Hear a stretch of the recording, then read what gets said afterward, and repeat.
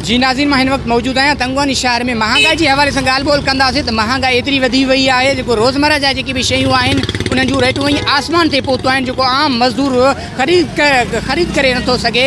वज़ीर आज़म अचण खां बाद में वज़ीर आज़म ऐलान कयो त हर जेके बि सहूलियतूं आवाम खे ॾींदुसि, महांगाई ते कंट्रोल कंदुसि। कंट्रोल जे बजाए महांगाई एतिरी वधी वई आहे, जेको खंडु 110 रुपए ते पहुतो आहे। जॾहिं अटो जो ॻाल्हि कंदासीं त 70 खां वठी करे 80 ताईं फ़ी किलो वञी पहुतो आहे।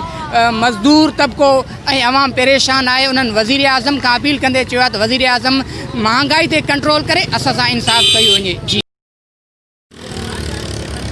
जी नाज़रीन, मां